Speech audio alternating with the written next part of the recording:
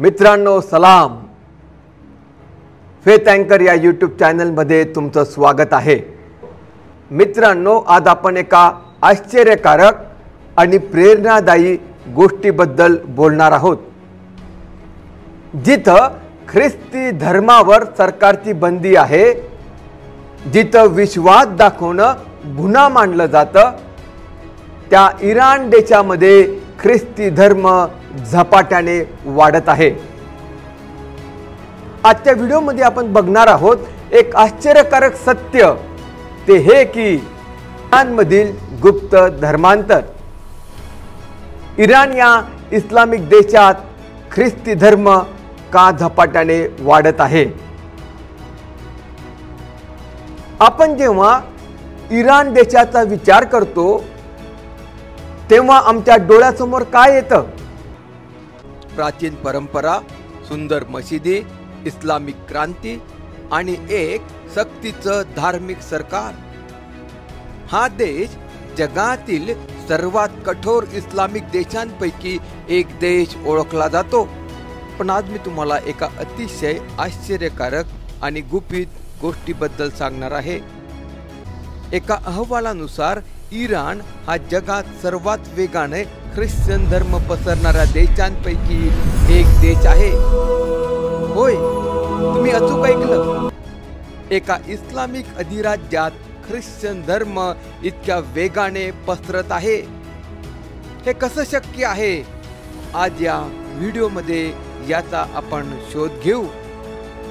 जेव्हा आम्ही इराणचा विचार करत आहोत, आम्हाला सुरुवातीला इराणमधील ख्रिश्चनांचा इतिहास सर्वप्रथम समजून घेणं गरजेचं आहे. इराणमध्ये ख्रिश्चन धर्म नवीन नाही. प्रत्यक्षात हा धर्म इराणच्या इतिहासाचा एक भाग आहे.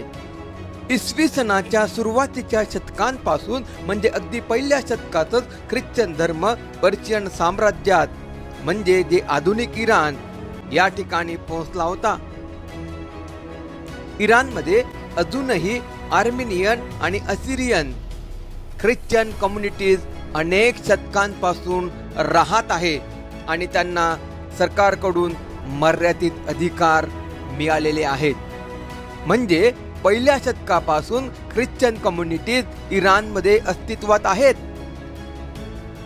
परंतु मित्रांनो, आज जो वेगवान ग्रोथ दिसतोय, हा ग्रोथ आम्हाला या पारंपरिक गटांमध्ये नाही, तर इराणच्या मूळ इस्लामिक समाजातून धर्मांतरित झालेल्या नव्या ख्रिश्चनांमध्ये होत आहे.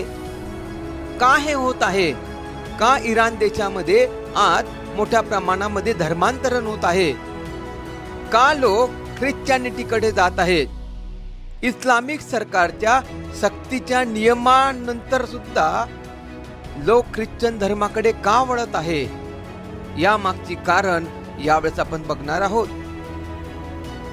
जे पहिलं कारण आहे ते आहे सरकार विरोधी भावना.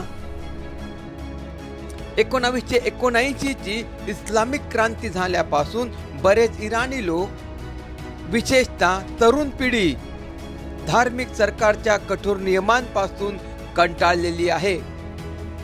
इस्लाम हा सरकारचा राजकीय धर्म आहे, परंतु इराण हा इस्लाम राजकीय धर्म एक टूल म्हणून, एक साधन म्हणून वापरत असल्यामुळे बरेच लोक त्याच्यापासून दूर जात आहेत. आणि अशा परिस्थितीमध्ये ख्रिश्चन धर्म त्यांना एक नवीन आध्यात्मिक पर्याय त्या ठिकाणी देत आहे. दुसरं जे महत्वाचं कारण आहे ते म्हणजे जिज्ञासा आणि शोध, क्युरिओसिटी अँड रिसर्च. मित्रांनो, इंटरनेट आणि सोशल मीडियामुळे इराणी युवकांना जगाशी संपर्क करणं शक्य झालेलं आहे. ते यूट्यूब, सॅटेलाइट टीव्ही वरचे ख्रिश्चन कार्यक्रम, बायबल मधील प्रवचने बघतात आणि हे त्यांच्यासाठी एक नवीन आणि आकर्षक विश्व उघडून टाकलेलं आहे. जे तिसरं कारण आहे ते आहे प्रेम आणि स्वातंत्र्याचा संदेश, message of love and freedom. Bible मधील प्रेम, क्षमा आणि व्यक्तिगत स्वातंत्र्य या संकल्पना विशेष करून ज्या इराणमधील ज्या स्त्रिया आहेत, जे तरुण वर्ग आहे, ज्यांना विशेष करून प्रभावित करत आहेत. त्या इराणमध्ये ज्या ठिकाणी कठोर नियम आहेत, त्या ठिकाणी येशू ख्रिस्ताचा प्रेमाचा संदेश एक आशेचा किरण त्या ठिकाणी ठरतो. आणि म्हणून अनेक लोक आम्ही बघत आहे की ते ख्रिश्चॅनिटीकडे वळत आहे. हे चौथं कारण आम्हाला पाहायला मिळतं, ते आहे घराघरातील चर्च, हाऊस चर्चेस. इराणमध्ये सरकारी ख्रिश्चन चर्चमध्ये जाणं धोक्याचं आहे. कारण जर नवीन विश्वासणारा त्या ठिकाणी चर्चमध्ये गेला तर त्याला पकडण्यात येईल, त्याचा छळ करण्यात येईल. आणि म्हणून इराण देशामध्ये ठिकठिकाणी हाऊस चर्चेस सुरू झालेले आहे. जे नवीन विश्वासणारे लोक आहेत ते गुप्त ठिकाणी हाऊस चर्चेसमध्ये, घरातील चर्चेसमध्ये लहान लहान ग्रुपमध्ये जाऊन त्या ठिकाणी ते सेवा करत आहे, ते आराधना करत आहे, प्रभूचं गौरव करत आहे. आजच्या काळामध्ये इराणमध्ये एक मोठं अंडरग्राऊंड नेटवर्क आहे. भूमिगत चर्चेस, हाऊस चर्चेस आम्हाला ठिकठिकाणी दिसत आहे. आणि त्यामुळे आम्ही बघत आहे की त्या ठिकाणी त्यांना कोणताही धोका, कोणतीही अडचण येत नाही. आणि त्या ठिकाणी हजारो लाखो लोक प्रभूकडे हाऊस चर्चेसच्या द्वारे येत आहे. तर अशा प्रकारे आम्ही बघतो की अनेक कारण आहेत की त्या कारणांमुळे आज इराणमधील लोक प्रभू येशू ख्रिस्ताचा स्वीकार करत आहे, ख्रिश्चॅनिटीकडे जात आहे. परंतु प्रिय मित्रांनो, हे इतकं सोपं नाही. इराणमध्ये इस्लाम सोडून दुसरा धर्म स्वीकारणं एक गुन्हा आहे.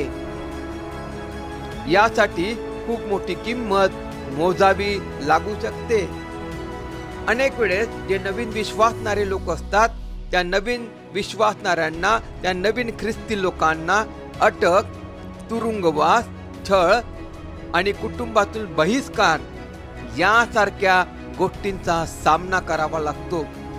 जे मिशनरी लोक, जे पाळक लोक त्या ठिकाणी सेवा करत आहे, त्यांना त्यांचा जीव धोक्यामध्ये टाकून सेवा करावी लागते. अनेक वेळेस त्यांना पकडण्यात येतं, त्यांना मारहाण करण्यात येते, त्यांना तुरुंगात डांबण्यात येतं, कधी कधी त्यांना ठार मारलं जातं.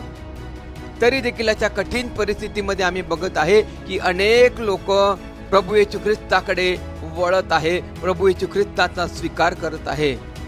अशाही परिस्थितीमध्ये लोकांचा ठाम विश्वास आणि धीर यामुळे ही चळवळ इराण देशामध्ये खूप पुढे जात आहे.